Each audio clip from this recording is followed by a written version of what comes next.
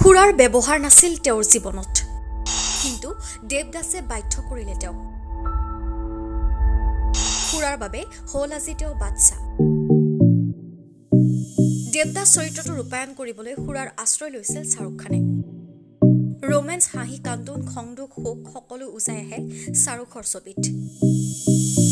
2002 চনত সঞ্জয় লীলা ভাঞ্চালীৰ ব্লকবাষ্টাৰ ছবি দেৱদাসত এজন সুৰাপায়ী চৰিত্ৰত অভিনয় কৰিছিল শাহৰুখ খানে।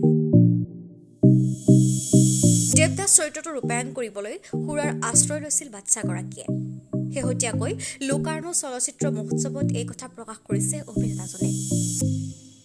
অৱশ্যে এই কামে পেছাদাৰীভাৱে সহায় কৰিছিল শাহৰুখ খানক, কিয়নো দেৱদাস মুক্তিৰ পিছৰ বছৰত শ্ৰেষ্ঠ অভিনেতাৰ বঁটা লাভ কৰিছিল শাহৰুখে। লোকাৰ্ণো চলচ্চিত্ৰ মহোৎসৱৰ এটি সাক্ষাৎকাৰত পিতৃ-মাতৃক সুঁৱৰি আৱেগিক হৈ পৰিছিল শাহৰুখ খান।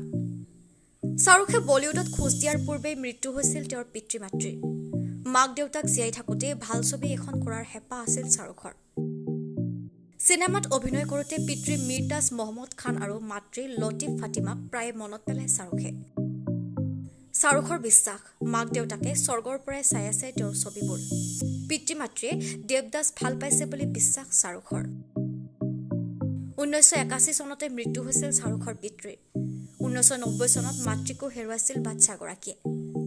1989 চনত টিভি ধাৰাবাহিক ফৌজীৰ জৰিয়তে অভিনয় যাত্ৰা আৰম্ভ কৰিছিল শাহৰুখ খানে। 1992 চনত মুক্তি লাভ কৰিছিল কিং খানৰ প্ৰথম ছবি দিৱানা। তাৰ পাছত আৰু থমকি ৰোৱা নাই শাহৰুখ খান।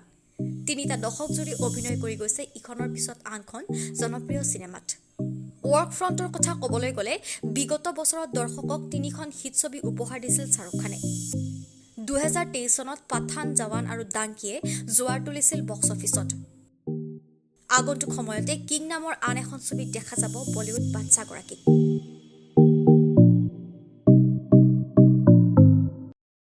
News desk report, breaking 24 Assam.